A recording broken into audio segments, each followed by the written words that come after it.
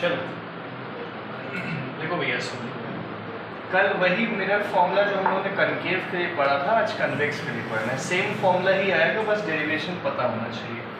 देखो भैया, ये कौन सी मिरर हो गई? कॉन्वेक्स मिरर हो गई। ये अपनी प्रिंसिपल एक्सिस, पोल, फोकस, और ये क्या हो गया? Centre of curvature. सही है। एक ऑब्जेक्ट यहाँ पे रखा है ओ डैश, इससे एक ray of light parallel to principal axis appear to be passing from focus. ये ऐसे जाएगी। सही है। नॉर्मल कहाँ से पास होता है? सेंटर ऑफ कर्वेचर से। बनाने की जरूरत नहीं फिलहाल। अच्छा, एक रे ऑफ लाइट अगर सेंटर ऑफ कर्वेचर की तरफ जा रही है, तो सेंटर ऑफ कर्वेचर की तरफ जाने वाली लाइट जैसे आती है वैसे ही वापस चली जाएगी। Appear to be passing from centre of curvature. ये है, समझ गए? तो जहां ये वाली रे और ये वाली रे कट कर गई, तो यहाँ पे क्या बन गई? इमेज बन गई वर्चुअल की रियल। ये वर्चुअल इमेज बन गई। ये आई और ये आई डैश। आगे समझ में? अब बस इसी के इस्तेमाल से हम लोग को सेम वही कल वाला डेरिवेशन करना है, फिर से सिमिलरिटी करके। देखो, सबसे पहले तो इन triangle C I dash and triangle C O dash एक ये ट्रायंगल ले लिया, एक ये ट्रायंगल ले लिया। एंगल सी दोनों में क्या हो गया? कॉमन। और ये वाला अनुराग एंगल कितना डिग्री हो गया? 90 डिग्री हो गया। तो दोनों ट्रायंगल क्या हो गए? सिमिलर। तो साइड्स का ratio O dash upon I dash equal to O C by I C. आया समझ में? बड़ा छोटा बड़ा छोटा। सही है। फिर इसी प्रकार से एक और ट्रायंगल ले लो। इन ट्रायंगल ये वाला, यहां से एक परपेंडिकुलर मान दो। इस पॉइंट को हमने ए कहा था,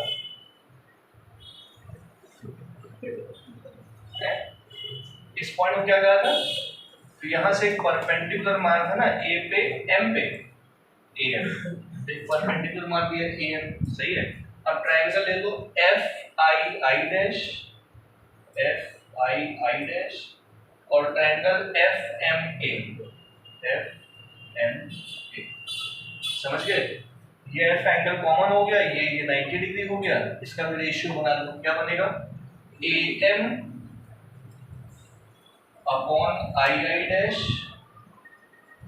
is equal to M F upon I F. बड़ा छोटा बड़ा छोटा। और ए एम की जगह क्या लिख सकते हो? O dash. तो ए एम की जगह हमने क्या लिख दिया?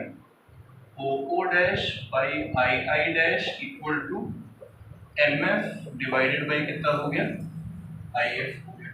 बात समझ आ गई? अब इस इक्वेशन को और इस इक्वेशन को इक्वेट करके जैसे कल नाटक किया था वही कर देना। Equating 1 and 2, OC by IC is equal to MF upon IF।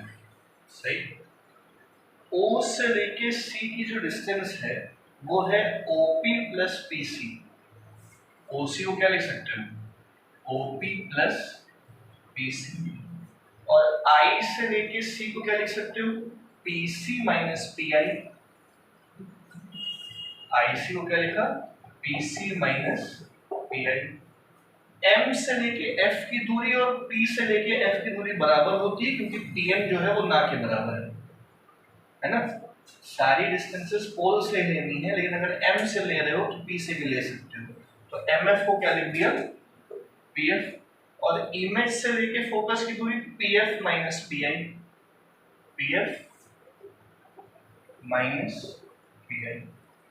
बात समझ आई?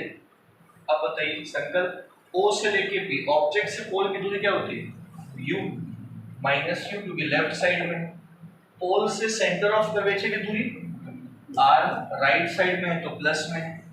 पोल से लेके सेंटर ऑफ कर्वेचर की दूरी आर, पोल से लेके इमेज की दूरी क्या होती है, राइट साइड में है तो प्लस में। फिर इधर आ जाओ, पोल से फोकस की दूरी एफ, पोल से फोकस की दूरी एफ, पोल से इमेज की दूरी लेफ्ट साइड में होता तो माइनस, राइट में प्लस। समझ गए? आर की जगह क्या लिख दोगे, 2f। आर की जगह क्या लिख दोगे, 2f, f upon f minus b। अब क्रॉस मल्टीप्लाई करा के वही नॉर्मल वे में सॉल्व करोगे, कर देंगे करोगे, क्रॉस मल्टीप्लाई कर लेना सबसे, सॉल्व करने के बाद वही आ जाएगा 1 upon f equal to 1 by b plus 1 by, ये फॉर्मूला बन जाएगा। समझ गए? ठीक है, मिरर फॉर्मूला आ गया। इसके बाद लिखिए बेटा, टॉपिक डालो लीनियर मैग्निफिकेशन। देखिए लीनियर मैग्निफिकेशन, लीनियर मैग्निफिकेशन, ठीक है।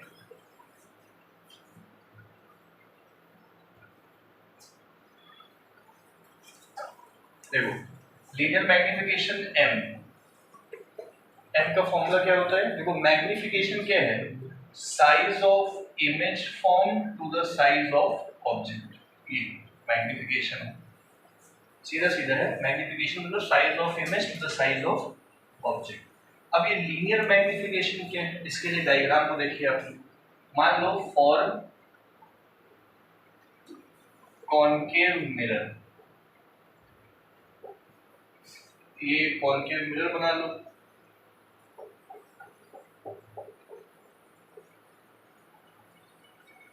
Principal axis, pole, focus,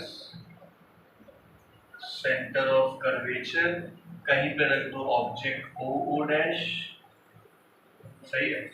parallel to principal axis, कहां से पास होगी, और एक लेके जाओ पोल, टकरा के यहाँ ले आओ, यहाँ पे क्या बन गई, इमेज। देखो वही सेम टू सेम डायग्राम हो गया। अब करना क्या है, ये साइज ऑफ ऑब्जेक्ट क्या हो गया, y1, साइज ऑफ इमेज क्या हो गई, y2, ठीक है। ऑब्जेक्ट से लेके पोल की दूरी को क्या कहते हो, u, इमेज से लेके पोल की दूरी को क्या कहते हो, सही है। अब देखिए सिंपल सा है, इन ट्रायंगल ये वाला O dash OP, O dash OP and triangle I dash IP, I dash IP, ये एंगल कितना हो गया 90, ये कितना हो गया 90, ये एंगल आई हो गया, ये एंगल क्या हो गया, तो ये एंगल इसके बराबर, ये एंगल इसके बराबर, मतलब ट्रायंगल क्या हो गए, सिमिलर हो गए। सही है, लिख के दिखाएं, पेपर में लिखना पड़ेगा, मतलब हम ये कह रहे हैं कि 90 90 लिख देना, ये आई आर बराबर लिख देना, बाई एंगल एंगल एक्सियम लिख देना, triangle O dash O P is similar to triangle I dash I P, ठीक है। रेशियो क्या बनेगा, O O dash upon I I dash, इस ट्रायंगल का क्या लोगे, ओपी, और छोटे वाले ट्रायंगल का आईपी, ओपी बाई आईपी।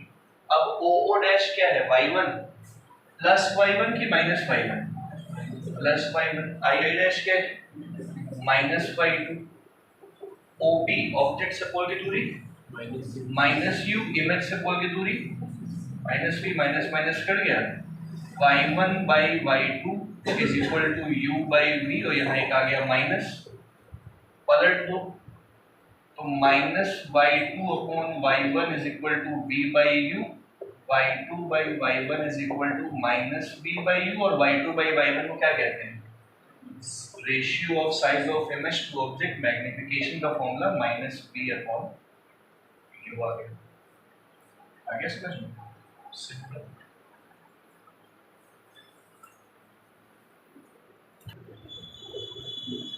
चलो ये हटा दें, सबको आ गया समझ में।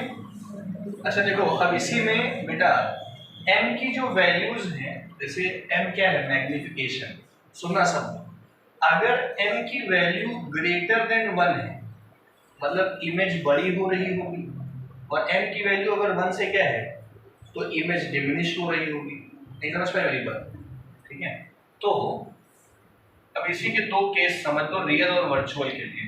क्या हटा दें? देखो उसी के नीचे लिखना, अगर रियल इमेज है तो मैग्निफिकेशन नेगेटिव होगा। रियल इमेज के लिए नेगेटिव आता है, और वर्चुअल इमेज के लिए मैग्निफिकेशन पॉजिटिव आएगा। समझ गए? वो यहाँ वैल्यू रख के वो समझ में आ ही जाता है रियल और वर्चुअल के। ये लिख लो उसके नीचे।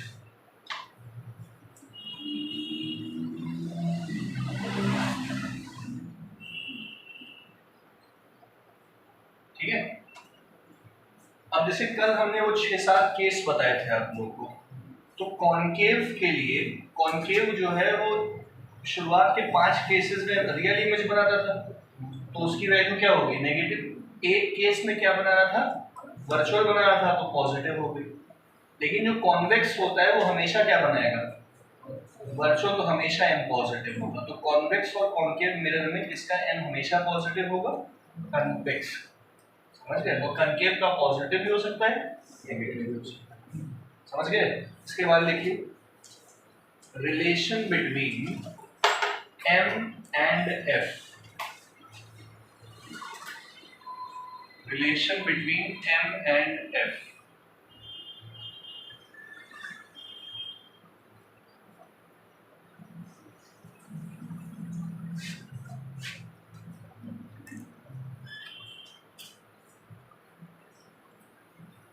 समझ गए?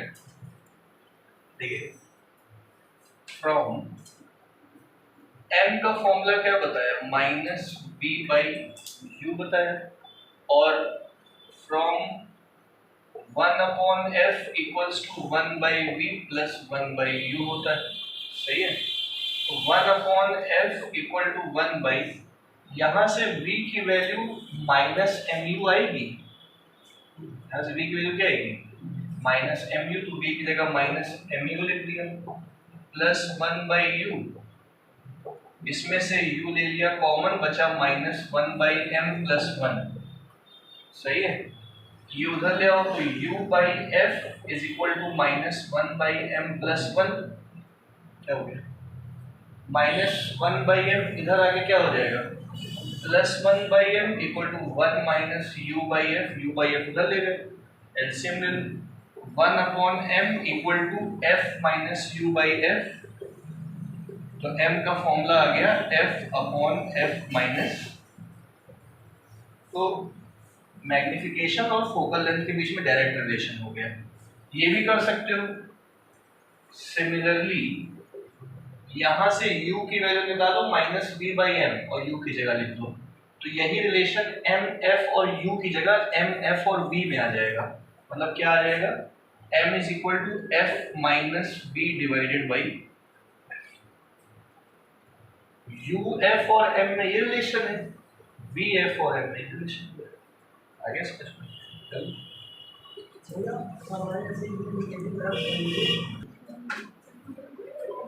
बेटा ध्यान दो सब लोग इधर, यहाँ तक समझ में आ गया? अब देखो, अभी तक हम लोग ने पढ़ लिया था कि अभी ऑब्जेक्ट स्टेशनरी था, इमेज स्टेशनरी थी। अब क्या करना है? ऑब्जेक्ट जो है मिरर की तरफ आ रहा है, तो ऑब्जेक्ट v वेलोसिटी से मिरर की तरफ आ रहा है, तो इमेज कितनी वेलोसिटी से आएगी? मतलब relation between velocity of object और वेलोसिटी ऑफ इमेज। देखो relation between object and image velocity, relation between object and image velocity।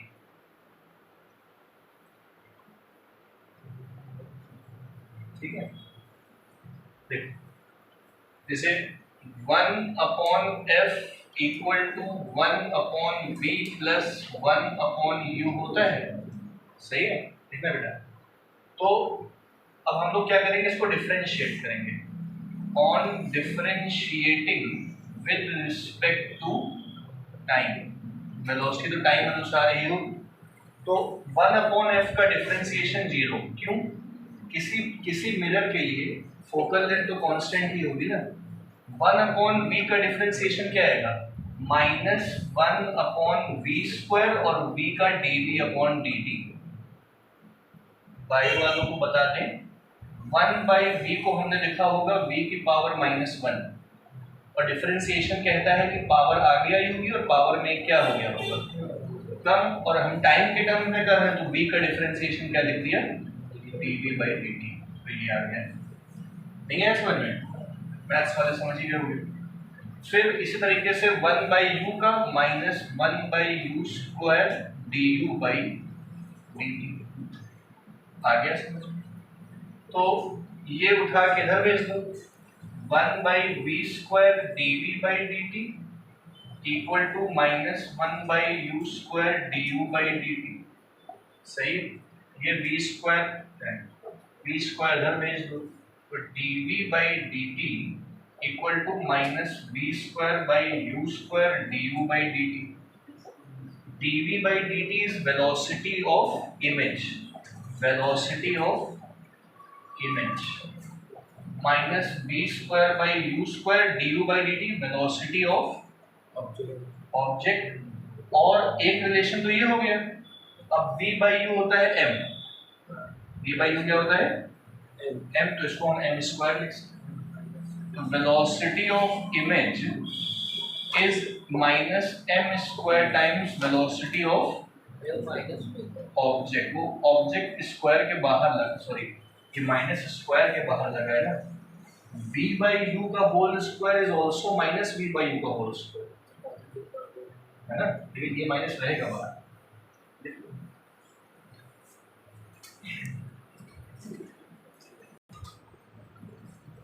हाँ, फिर लिखिए इसके बाद बेटा, यूजेस ऑफ स्फेरिकल मिरर, कहाँ काम आएगा?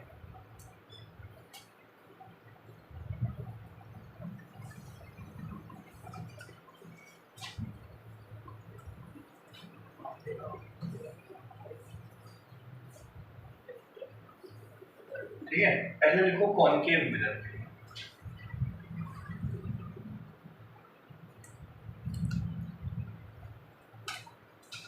कॉनकेव मिरर के यूजेस लिखो। पहला, in large reflecting telescopes, large reflecting telescopes में यूज होता है। ऑप्टिक्स भी आएगा इसी में से, देखो आएगा। ठीक है, समझ गए? देखो फिर लिखो दूसरा, the converse property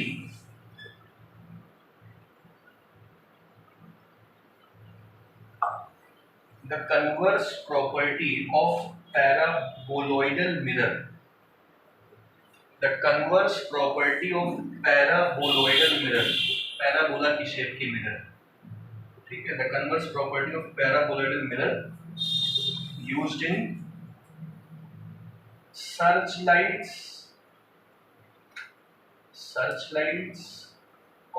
headlights of motor, searchlights, headlights of motor। ठीक है, इधर जैसे नॉर्मली क्या होता है कि कॉनकेव मिरर स्फेरिकल होती है। ये कॉनकेव मिरर क्या है? स्फेरिकल। तो इसका ना इस्तेमाल करके पैराबोलॉइडल मिरर का इस्तेमाल किया जाता है। पैराबोला की शेप का, थोड़ा सा अजीब हो गया,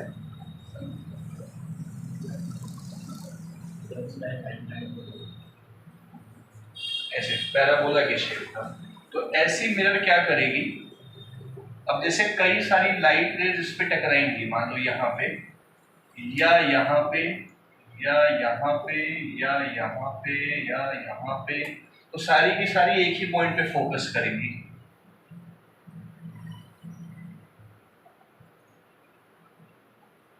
सही है? तो इससे स्फेरिकल एबरेशन दूर होता है। एक टर्म है, ये स्फेयर है, स्फेरिकल मिरर की वजह से रेज ऑफ लाइट पैरेक्सियल वाली और मार्जिनल वाली, पैरेक्सियल दूर होती है, मार्जिनल पास होती है। पैरेक्सियल वाली पहले फोकस कर जाती है और मार्जिनल वाली थोड़ी क्या करती है, दूर फोकस करती है। तो इससे फोकसिंग क्या होती है, अलग अलग हो जाती है। तो स्फेरिकल एबरेशन कहा जाता है इसको। स्फेरिकल शेप की वजह से होने वाली दिक्कत, डिफेक्ट को क्या कहते हैं, स्फेरिकल एबरेशन। उस स्फेरिकल एबरेशन को दूर करने के लिए पैराबोलिक मिरर का इस्तेमाल किया जाता है, ताकि सभी लाइट रेज चाहे पैरेक्सियल हो चाहे मार्जिनल हो, एक ही पॉइंट पे क्या करें, मीट करें। आ गया समझ में? देखो ये चीज फिर लिखो, ये आ गया समझ में? अगला लिखो, देखो सोलर कुकर में लगता है, टेबल लैंप्स में, ये सब भी लिखना है कि समझ गया? लिख लो लिख लो।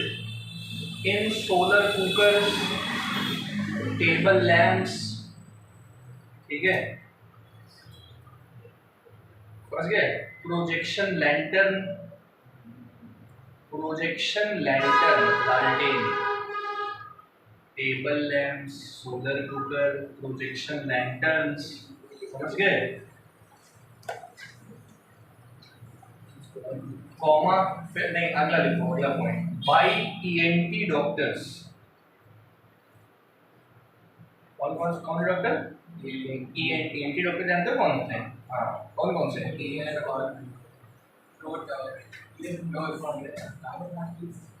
ईएनटी, सही है, ईएनटी डॉक्टर्स, समझ गए? आँख, नाक, थ्रोट। फिर लिखो एक और लिख लो,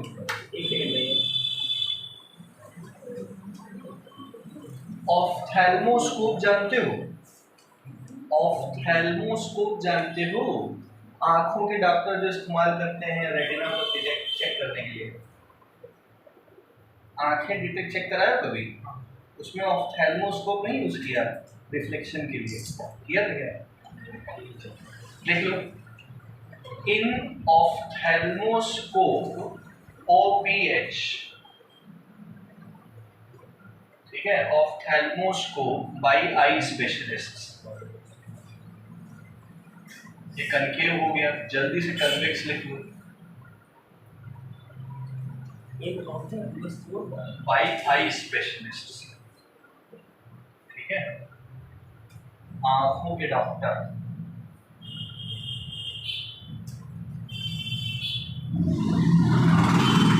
समझ गए? जल्दी से कन्वेक्स लिख लो, जल्दी से कन्वेक्स। कन्वेक्स के यूज स्ट्रीट लैंप में यूज होता है। स्ट्रीट लैंप में जो रिफ्लेक्टर होता है वो कॉन्वेक्स होता है, रिफ्लेक्टर, ठीक है। फिर वो ड्राइवर का शीशा, ड्राइवर्स मिरर इन ट्रक, कार, स्कूटर, ड्राइवर का शीशा, ट्रक, कार, स्कूटर, पीछे देखने के लिए,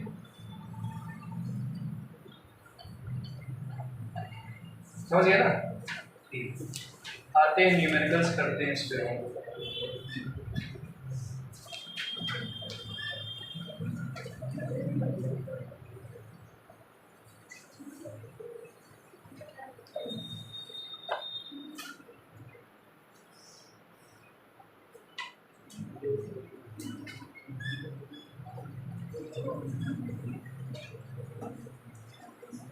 ठीक है, देखो बेटा न्यूमेरिकल्स देखो,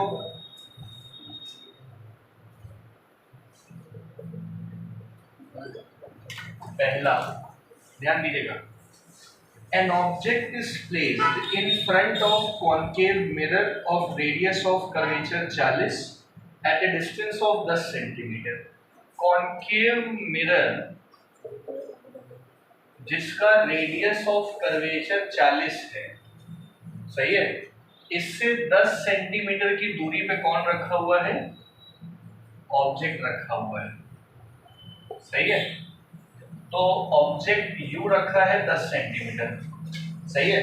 अब जरा इधर देखो बेटा, radius of curvature left side में होगा कि राइट साइड में? अरे इसका कर्वेचर लेफ्ट की तरफ है ना, इसका रेडियस लेफ्ट में मतलब नेगेटिव। ऑब्जेक्ट भी कहाँ रखा होता है? लेफ्ट में, मतलब नेगेटिव। फोकल लेंथ क्या होगी? -20। ये 40 है तो ये 20 हो गया। तो बताना है v क्या होगा। हो जाएगा ये question. 1/f equals to 1/v plus 1/u में रख देना, सॉल्व हो जाएगा। बढ़े आगे। फिर क्या है सेकंड पार्ट की मैग्निफिकेशन बताओ। मैग्निफिकेशन का फॉर्मूला -v/u। v और u v यहाँ से निकाल चुके हो, u आपको पता ही है, कर लोगे बड़ा सवाल। ठीक है, बस साइन कन्वेंशन का ध्यान देना, बाकी सब बढ़िया ही है। आइए अगला देखिए। ठीक है, क्वेश्चन नंबर सेकंड देखो। A concave mirror has radius of curvature 30। concave का रेडियस 30 प्लस 30 की -30, -30 फोकल लेंथ कितनी आ गई? -15 सेंटीमीटर, सही है।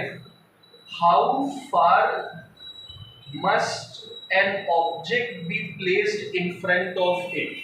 ऑब्जेक्ट को कहाँ रखा जाए इसके सामने, in order to obtain 5 times magnified virtual image. 5 गुना मैग्नीफाइड, m कितना हो गया? Virtual image. वर्चुअल इमेज का मतलब मैग्निफिकेशन क्या होगा? रियल इमेज बोलता है, नेगेटिव होता है। अब हमें f पता है, u निकालना है, m पता है। एक डायरेक्ट फॉर्मूला भी आपको बताया होगा, m = f/f माइनस, देखा ना, m की जगह लिखा 5, f की जगह -15 by -15 minus u, cross multiply करके u निकाल लीजिएगा। कोई समस्या? आगे बढ़ जाए। तो घर पे लगाना आराम से बढ़िया जाके। अभी विषय समझ आ रहा है? श्योर?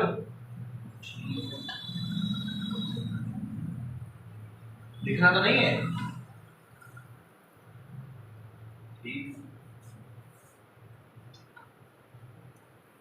आगे बढ़ते हैं भैया हम लोग। देखिएगा, ये चौथा क्वेश्चन अच्छा है, देखना। Fourth, a 1 centimeter long flame is placed at a distance of 1.5 metre from a wall।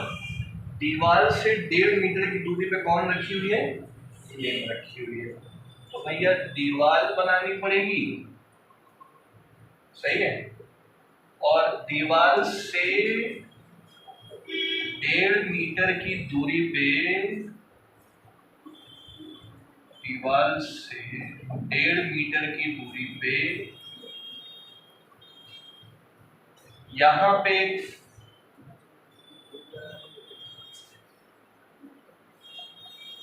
Flame रखी हुई है, 1 सेंटीमीटर लंबी फ्लेम, सही है। क्या हो गया भाई, तकलीफ कर रहे हो? हाँ, देख रहा। How far from the wall should a concave mirror be placed. दीवार से कनकेव मिरर को कितना दूर रखा जाए to obtain 2 centimetre long flame on the same wall. इसी दीवार पे 1 सेंटीमीटर की फ्लेम की इमेज 2 सेंटीमीटर लंबी बनानी है, तो कॉनकेव मिरर किधर और कितनी दूर रखा जाए?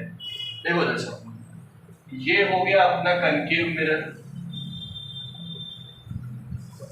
बाहर वाला ही पॉलिश करना, अंदर ना कर देना पॉलिश, नहीं कन्वेक्स हो जाएगा फिर वो।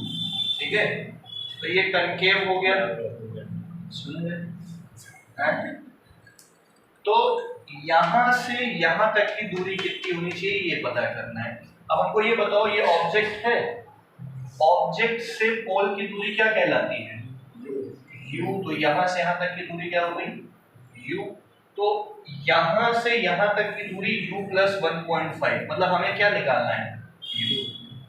फिर 1.5 जोड़ देंगे उसमें। अब पहले तो इमेज फॉर्मेशन कर लो। देखो भैया, ये एक ray of light I passes through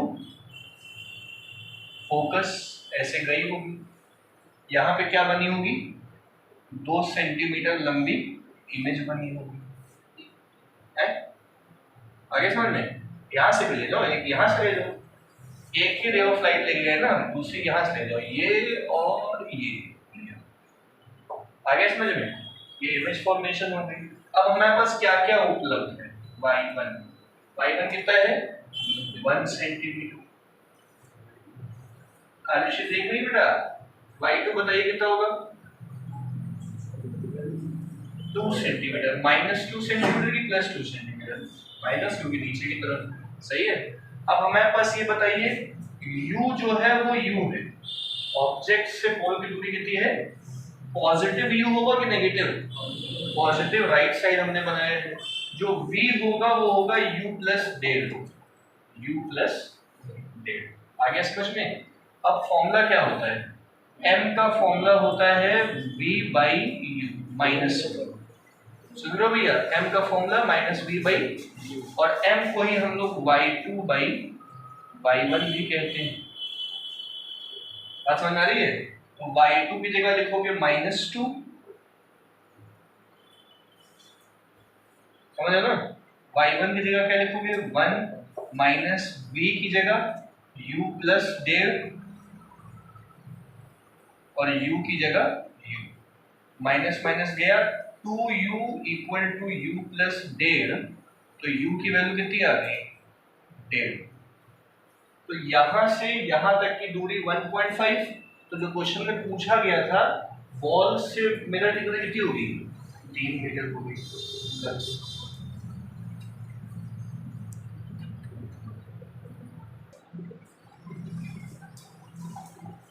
अगला सवाल देखो,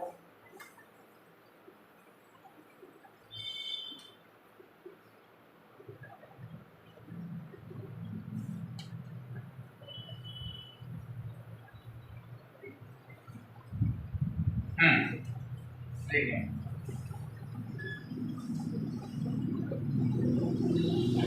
बेटा, an object is placed at a distance of 30 centimeter from a concave mirror of focal length 15. An object is placed at a distance of 30 centimeter from concave mirror जिसकी focal length 15 है। U दिया है -30, F दिया है -15, सही है। If the object is displaced through a distance of 10 centimeter away from mirror, object को mirror से 10 सेंटीमीटर और पीछे लेके गए, समझ गए, तो बताइए इमेज कितना डिस्प्लेस हुई होगी। ऑब्जेक्ट का डिस्प्लेसमेंट 10 सेंटीमीटर है, मतलब नई पोजीशन क्या हो जाएगी -40 हो जाएगी, पहले 30 थी अब क्या हो जाएगी। तो बताइए इमेज की नई पोजीशन क्या होगी, आसान क्वेश्चन। इस u इस f से v पता कर लेना, उसी f और नए u से नया v पता कर लेना, पुराने नए a को पुराने नए v को पुराने v से माइनस कर देना, डेल्टा v आ जाएगा। आ गया समझ में, कर लोगे घर पे भाई 1/f वाला फॉर्मूला लगा के। क्वेश्चन भेज देंगे, क्वेश्चन घर पे लगाना आराम से बढ़िया। हाँ तो नहीं है, जिनके पास नहीं है, ऐसे लगोरा में कम क्वेश्चन है थोड़े से इसके इस हाँ सीबीएसई वाली है क्या, नहीं इससे ठीक है, देखिए अरे वही क्वेश्चन है। आगे बढ़ते हैं भैया, इसके बाद हम लोग ये देखो question number 10वां। A 2 centimeter long object is placed at a distance of 100 centimeter from convex mirror. 2 centimetre लंबा ऑब्जेक्ट y1 100 सेंटीमीटर की दूरी पे रखा हुआ है कॉन्वेक्स मिरर से, जिसका रेडियस ऑफ कर्वेचर 50 है। तो कॉन्वेक्स का रेडियस प्लस की माइनस, प्लस, तो फोकल लेंथ भी प्लस हो गई कॉन्वेक्स की। अब हो जाएगा क्वेश्चन यहाँ से, F पता है, U पता है, हमें निकालना है पहले पार्ट में V, दूसरे पार्ट में M, तीसरे पार्ट में y2, हो जाएगा 1/f equal to 1/v plus 1/u से v आ जाएगा, m इक्वल टू -v/u से m आ जाएगा, n इक्वल टू y2/y1 से y2 आ जाएगा। बढ़ जाएगा सब विकास।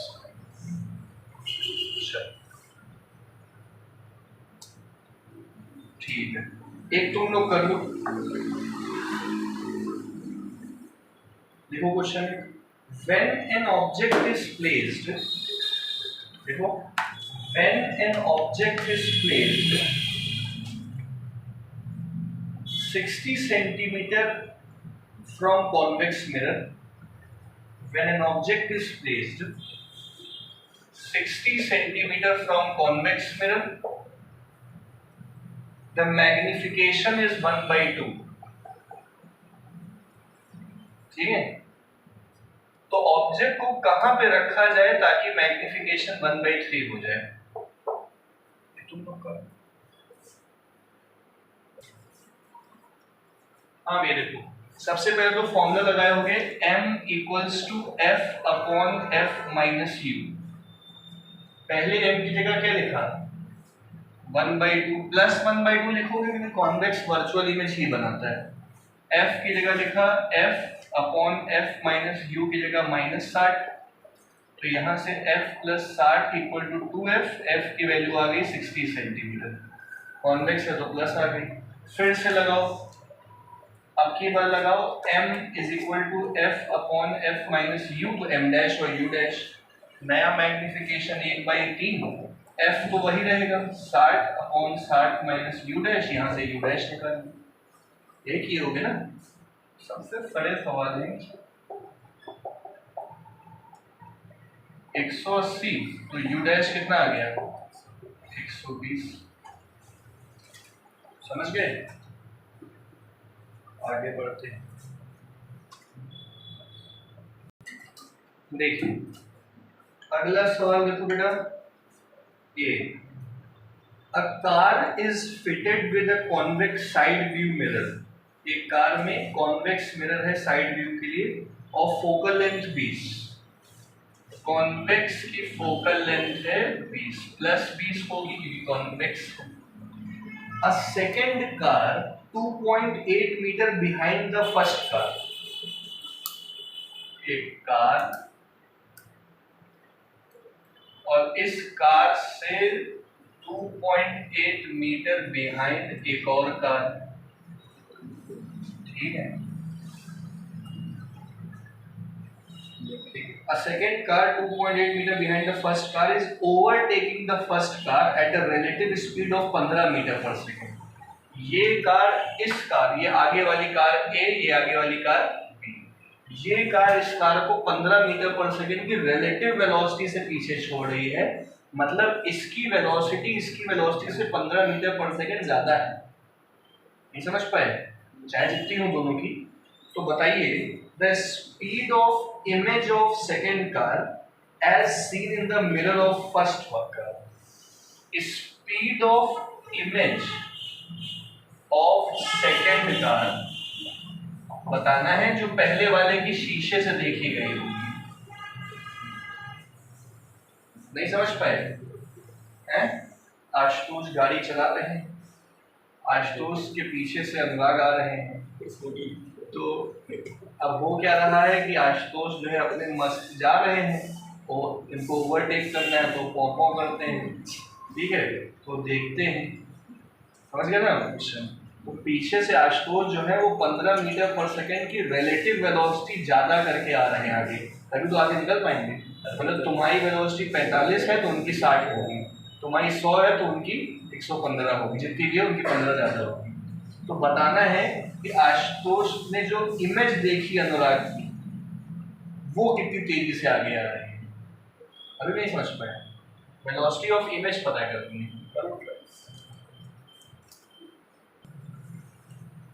वही डायरेक्ट फॉर्मूला लगा दो, वेलोसिटी ऑफ इमेज का फॉर्मूला बताया -m² वेलोसिटी ऑफ ऑब्जेक्ट, सही है। हमें वेलोसिटी ऑफ इमेज पता करनी है। m का फॉर्मूला देखो क्या क्या दिया है, फोकल लेंथ दी है, और ये देखो बेटा समझो, इसके लिए ये ऑब्जेक्ट है ना, कितनी दूरी पे है 2.8 मीटर, तो m का formula f upon f minus you लगा दो, f upon f minus u, तो हो गया अपना काम। Minus focal length 20 focal length 20, कितनी तेजी से वो आगे आ रहा था, सॉरी यू कितना है 2.8, 2.8 मीटर मतलब 280 सेंटीमीटर हो ना, समझ गए। ये माइनस होगा कि प्लस होगा, माइनस होगा, 280 वाली वैल्यू नेगेटिव होगी, क्यों, शीशा यहाँ है, आदमी यहाँ है, शीशे की फोकल लेंथ उधर है, फोकल लेंथ प्लस में लिए, यू क्या लिया है -280, और वेलोसिटी ऑफ ऑब्जेक्ट आज अनुराग कितनी तेजी से आ रहे थे, 15 मीटर पर सेकंड से आ रहे थे। रिलेटिव ही लेंगे ना भैया, हाँ रिलेटिव ही लेंगे। हाँ, तो रिलेटिव इमेज ही आएगी, आया, क्योंकि इनकी रफ्तार में तो उनकी वो वाली रफ्तार काट दी होगी ना वैसे।